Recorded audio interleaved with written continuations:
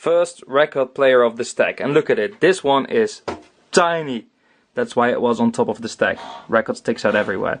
It also has a built-in preamp, which doesn't make it sound any better, but it's kind of cool because I can sell it with a pair of PC speakers for students and stuff like that, which will actually be kind of nice because it doesn't take up too much space and it will be cheap. Lift does a smooth job. Never mind the state of this record, these are my testing records. I usually treat my records really carefully, but I just throw these around. Doesn't sound too bad, it's a bit sharpish, but really, I mean, kind of alright. It's got 2 speeds. That's a quick response, by the way. It has, as I said, a smooth arm lift. That's really not bad.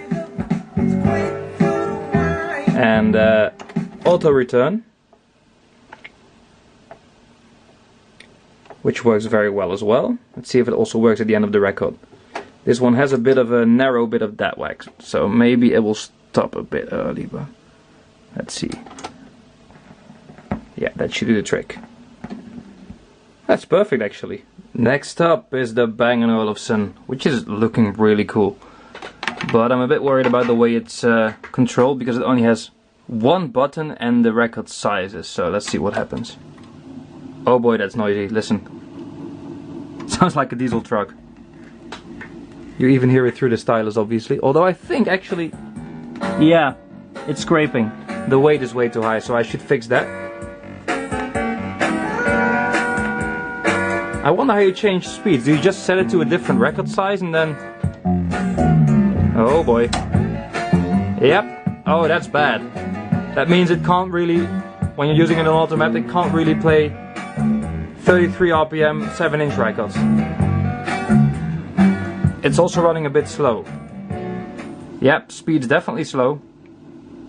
And my camera has a hard time focusing on all the shiny metal, but it sounds like a diesel. My goodness, listen to it. Sounds like that sound in The Machine by Pink Floyd. It looks really cool. I don't really like the way you have to operate it. That's not my style. And it's bloody noisy and it runs slow. That probably has something to do with each other, so should be good in the end. Up next is the Philips, which had a very obvious issue. One of the RCA plugs was missing. And when I plugged in the other one, it actually didn't do anything. When I plugged that one in and put a little separate wire in the other RCA jack, it actually works on one channel. So I think both plugs need replacing. So let's see what this one does. Here we go. There's a little stylus force skill there, which unfortunately doesn't work because the pin that's usually jumping up and down here in this arm holder is down all the way, which is not really an issue, let's be honest, as long as it works otherwise. I'm not very good with autofocus, can you tell? And otherwise it seems to work fine actually. 2 speeds. The one channel that's working sounds quite alright. I have no idea what card this is. If anyone knows, do tell me. Oh wait, it says something up there. Micro. Is that a Benz? Nah, probably not. I should Google it though. Auto return as well. Working smoothly so far. That's a bit high though. I should adjust that. That's a bit ridiculous. It's a Sony. I actually cleaned this one up a little with a wet wipe because it was looking very sad. I do not particularly like the arms on these record players. They are not very great sounding, but this is the top model of the range, which is kind of cool because it's got this cool display and quartz lock. Not a fan of quartz lock, but it's still kind of cool that it's on there. And this sort of digital start-stop button. This is the actual first start. So let's see what it does. It's got a Nagaoka JT 322 cartridge, which is not great, but better than the original, and it seems to be working, but that lift is a bit rough. Let's check this display. Let me focus on that. Once it lights up, it's at the correct speed when I stop the platter. See? That's kind of cool. I did notice that this button has some dirt in it. Sometimes the display sort of set 37 or 43 or stuff like that, but it seems to be working fine after a couple of presses. Let's see if the auto stop works. It's got repeat. We should test that too, obviously. Okay, that's another very thin dead wax. Yeah, it already started, but it works. Yay. Okay, let's see what repeat does. Man, this thing is dirty, look at it. Oh my god. I don't mind, they were cheap. Oh, this doesn't work. Fuck. Gotta press start first. I don't like these automatic systems. Is it gonna drop it there? Oh. Because logic. Okay, repeat. A repeat is on. Already gone. Here we go. Will it repeat? That's the question. Yes, and drop it like it's hot. This is loose. I should glue that back. Oh, okay, then it repeats too. Drop it like it's... Oh, yes. Okay, need to figure out how to put some new oil in that lift, because that's just too much. It's got a manual mode as well, by the way. You can just press start and then it won't do anything if all goes well. Yep, there you go. And then you can just use the lift manually, which is much nicer in many ways. So far, this is the last one actually. This is the first one also that has actual issues. Sometimes it just slows down and then starts back up again, although that seems to be getting less now that I'm using it a bit more. Also, not much sound is coming out, as you can hear. A lot of buzzing and in the distance some sound. I think it may actually be the cartridge and not something else, because it seems to have a lot of buzzes and things going on when you take the cartridge out. So I think actually the cartridge itself may be dead here. Well, if that's all, I'm not complaining. Other than that, it works fine. It's got this cool scope here, stroboscope here, and pitch control and everything. All the stuff that can go wrong, it's got it all. Auto return? I'm not even sure. Does it have that? Ah, well, it's supposed to have it. It says it right there, but nothing happens. Little persuasion, there you go. Yeah, that needs to be readjusted. Doesn't know when to start, I think. Yay, top quality speakers from Akai. Well, I mean, they produce some sound, but it's not brilliant. We've got a nice NAD cassette deck here, and a simple Sanyo amplifier, which actually doesn't sound that bad, but I need something that isn't too good to test speakers, because I don't want to ruin my amplifier with broken speakers. Look at this! I mean, come on, this is just... typical for the era. This actually won't hurt the sound that bad, by the way. It looks a bit shitty, but it's mainly optical. These Philips speakers are actually still brand new, so I'm going to unwrap them. This is an unwrapping video.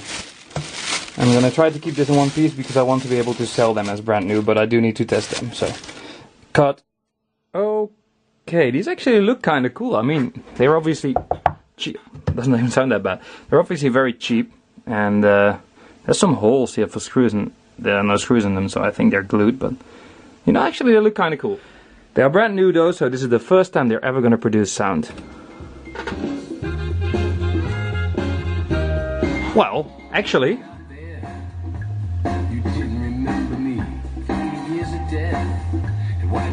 Not that much detail, but low end is quite nice actually, for the size.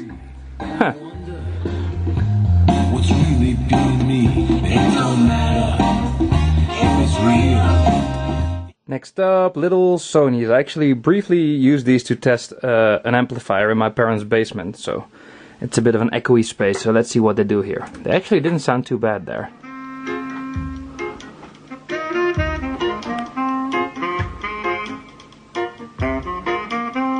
Let's put this neutral again.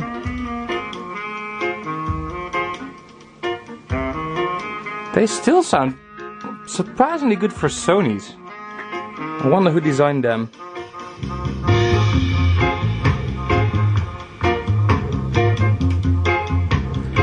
I like how they are sort of defined in the mid-range, which is not something you expect from cheap speakers. Low end is not overdone. Bit hollow, but nothing too bad. These are actually, considering the fact that they are cheap, hollow sounding things, they are actually not that bad. Sort of curious about these. My cousin used to have these when I was a kid with a Philips all-in-one system, and they actually, from what I remember, didn't sound bad at all for what it was with all the plastic and everything. But I remember Philips selling these with a wide array of all-in-one systems, even quite serious ones with a built-in DCC. They had one of those. I think some of my ex-parents-in-law had one, and yeah, I have good hopes of this sounding quite alright. Let's see. Yeah, they do. They really do. Oh, these are definitely the best of the pack.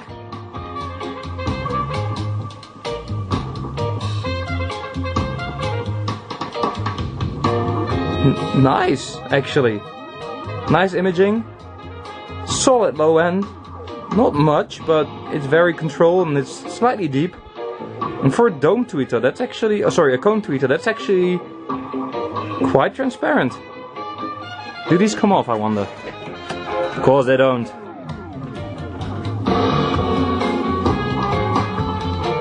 Huh. Whoa. Okay, I don't like loudness, but that was actually quite impressive.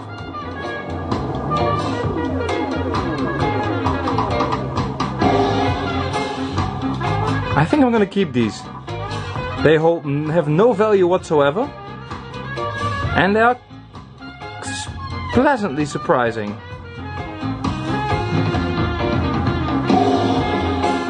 Yeah, I'm gonna keep these. I'm not sure what for yet, but they're slightly too good to let go.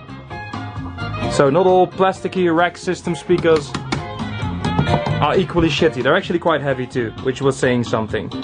Approved!